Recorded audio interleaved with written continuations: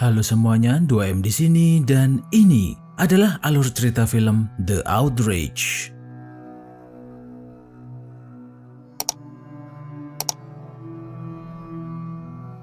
Film ini menceritakan kisah perjuangan anggota Yakuza bernama Otomo yang dikhianatin sama bosnya sendiri.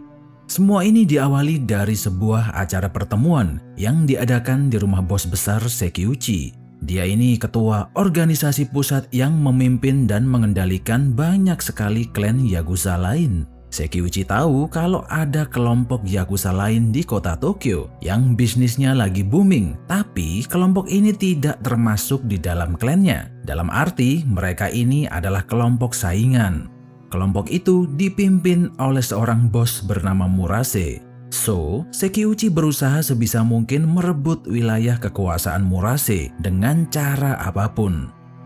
Karena nggak mau repot-repot kerja, ya namanya juga ketua pusat, jadi dia memerintah wakilnya yang bernama Kato untuk ngurusin itu semua. Kato ini wakil ketua yang sangat cerdas dan punya banyak informasi. Dia tahu kalau anggota klannya yang bernama Ikemoto bersahabat baik sama Murase.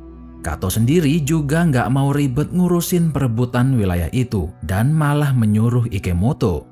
Dia memerintahkan Ikemoto untuk memutuskan hubungan pertemanan mereka dan menggunakan cara apapun supaya wilayah Murase bisa jatuh di tangan klan Sekiuchi. Sebenarnya Ikemoto nggak mau cari gara-gara dengan Murase karena dia ini udah kayak adiknya sendiri. Namun karena ini adalah perintah dari klan pusat, mau nggak mau dia harus nurut.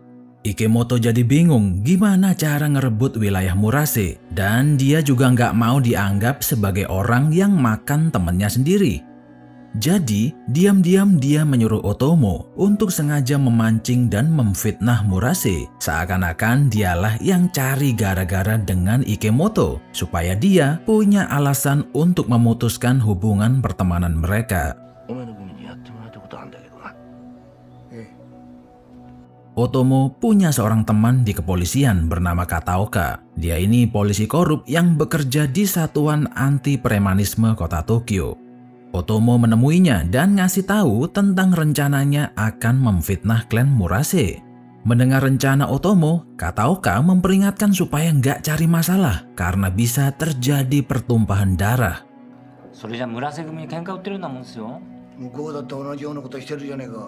Namun Otomo nggak punya pilihan dan lagian ini adalah perintah dari bosnya sendiri. Jadi dia bodoh amat dengan peringatan Kataoka lalu mulai menjalankan rencananya. Otomo menjalankan strateginya dengan sengaja mengirim seorang anak buah yang punya tampang culun ke sebuah tempat hiburan milik Murase. Di sana dia minum-minum sambil ditemani seorang wanita dan ketika tagihan datang jumlahnya nggak masuk akal banget. Anak buah Otomo yang bermuka culun itu akhirnya sukses kena tipu dan harus membayar 600.000 yen atau sekitar 82 juta rupiah. Tentu aja dia nggak bawa duit sebanyak itu, lalu mengajak anggota Murase yang berhasil menipunya tadi untuk menemaninya ngambil duit di kantor. Ketika masuk, si penipu ini akhirnya sadar kalau korbannya itu adalah anggota Otomo.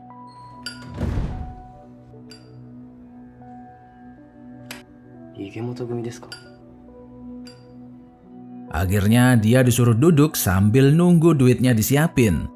Dia dikasih duit 1 juta yen, padahal tagihannya tadi cuma 600.000. Di sini si penipu itu ragu-ragu mau ngambil duitnya atau enggak. Kalau enggak diambil berarti besok-besok anak buah Otomo bakal gratis terus pas datang ke tempat hiburan itu. Akhirnya penipu itu memutuskan untuk mengambil duit tersebut lalu kabur. Mendengar kejadian itu Murase ngamuk. Seharusnya duitnya jangan diambil karena pasti bakal menambah ruwet masalah ini. Si penipu itu akhirnya ditabokin dan disuruh memotong jarinya sebagai tanda permintaan maaf. Murase mengirim wakilnya, yaitu Kimura, untuk mengirim jari dan mengembalikan duit 2 kali lipat. Namun wakil Otomo yang bernama Mizuno tidak mau menerima potongan jari penipu itu dan malah meminta jari Murase. Murase wa doushitta nda yo? Temera Ikemoto kumi ni kenka fukkakete tsumaranai to nanda. Tanpa basa-basi, Otomo menyayat wajah Kimura dan menyuruhnya untuk pergi. Setelah melihat wajah wakilnya yang terluka, Murase kemudian menemui Ikemoto, sebenarnya berniat untuk minta maaf dan meminta agar tidak memperpanjang masalah ini. Nah, di sini Ikemoto pura-pura nggak tahu soal insiden ini dan meminta Murase untuk menyelesaikan masalah itu dengan Otomo sendiri. Beberapa hari kemudian, anggota Otomo balik lagi ke tempat hiburan Murase. Kali ini dia nggak ditipu, malahan apapun yang dia minta semuanya gratis. Namun di luar perkiraan, dia diculik oleh si penipu kemarin. Dan dipertemukan dengan Kimura, yang kemudian membunuhnya, lalu mengirim mayat pria itu di depan kantor Otomo. Berita kematian anggota Otomo tadi terdengar oleh bos Sekiuchi. Dia pura-pura marah, lalu menggunakan kesempatan ini untuk manas-manasin Ikemoto agar segera perang sama Murase. Ikemoto mengirim wakilnya yang bernama Ozawa untuk manas-manasin Otomo agar mau balas dendam soal kematian anak buahnya. Otomo terpancing omongan Ozawa, lalu memerintahkan sejumlah anak buah untuk mencari siapa pelaku pembunuhan itu, yang ternyata tak lain adalah preman penipu kapan hari. Dia mencoba kabur dengan naik kereta, namun anak buah Otomo berhasil membunuhnya di dalam kereta itu. Lagi-lagi Murase menemui Ikemoto dan memintanya untuk tidak melanjutkan perselisihan ini. Namun kali ini Ikemoto menyalahkan Murase karena anak buah dialah yang pertama kali cari gara-gara. Padahal kan dia yang nyuruh Otomo buat bikin onar.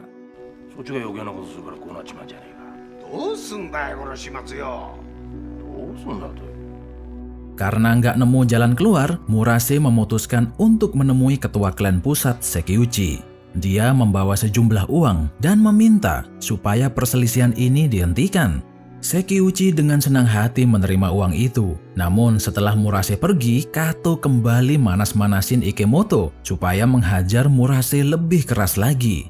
Tentu saja Ikemoto kemudian menyuruh Otomo untuk menghajar Murase lebih brutal lagi. Sekali lagi, Otomo menuruti permintaan Ikemoto. Dia dan anak buahnya menyerbu Murase yang lagi di dokter gigi. Murase kaget karena kemarin dia sudah minta maaf kepada Sekiuchi dan berpikir masalah ini udah selesai. Tapi Otomo bodoh amat dengan omongan Murase lalu menghajarnya di tempat. Karena udah nggak kuat dihajar terus-terusan, Murase akhirnya menyerah dan memutuskan pensiun dari dunia Yakuza.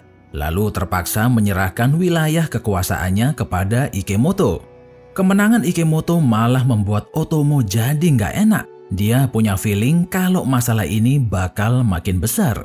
Ikemoto menugaskan Otomo dan anak buahnya untuk menjalankan operasi gelap di daerah bekas milik Murase, mulai dari perdagangan narkoba sampai prostitusi. Otomo punya anggota yang sangat cerdas bernama Ishihara.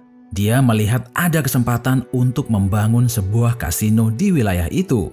Kasino Ishihara booming dan laris manis. Banyak orang datang berjudi dan tempat itu menghasilkan omset yang luar biasa. Suatu ketika, salah satu bandar narkoba melapor kepada Ishihara kalau omsetnya mulai turun karena ada bandar lain yang jualan di wilayah yang sama. Setelah dicek, ternyata Murase masih diam-diam dagang narkoba di wilayah itu.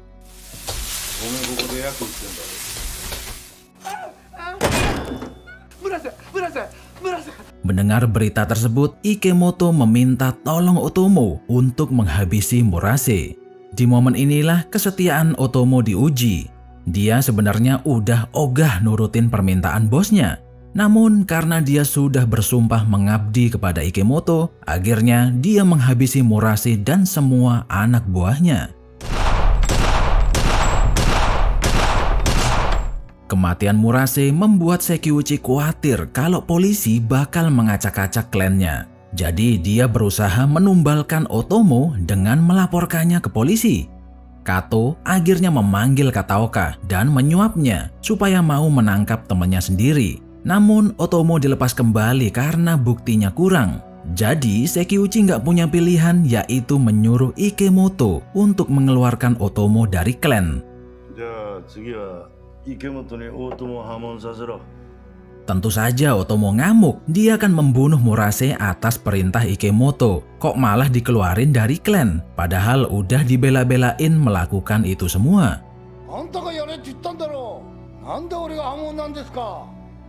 Otomo berusaha menemui Sekiuchi dan dia memberi potongan jarinya sebagai tanda permintaan maaf, berharap bisa kembali lagi di dalam klannya. Disinilah Sekiuchi menunjukkan kelicikannya. Dia bilang kepada Otomo kalau pengeluaran dirinya dari klan bukanlah idenya, melainkan ide Ikemoto.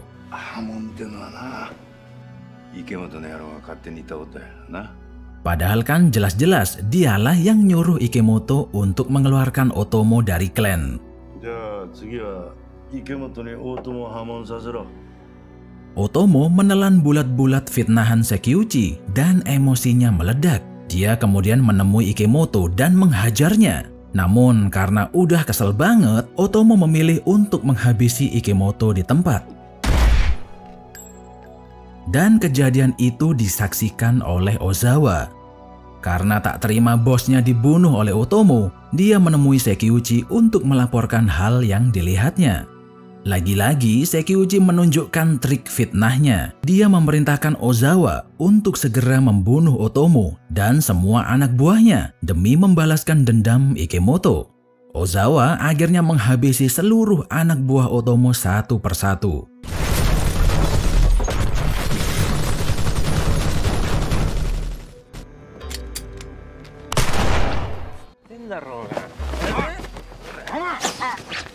Dia juga membunuh istri Otomo untuk memancingnya keluar. Otomo sebenarnya ingin melawan balik Ozawa, namun sudah nggak punya anak buah lagi. Akhirnya Kataoka menyarankan Otomo untuk menyerahkan diri ke polisi karena tempat yang paling aman untuk dia saat ini adalah di dalam penjara. Sementara itu, Sekiuchi puas setelah tahu kalau Otomo sudah berada di penjara. Dia memberikan selamat kepada Ozawa karena mengambil alih klan Ikemoto. Disinilah plot twistnya makin menggila. Ternyata Kato diam-diam punya rencana ekstrim. Dia menghabisi Ozawa, lalu menghabisi bos besarnya sendiri. Kato menaruh pistol yang digunakan untuk menembak Sekiuchi di dekat mayat Ozawa, supaya terlihat seakan-akan Ozawa lah yang membunuh Sekiuchi.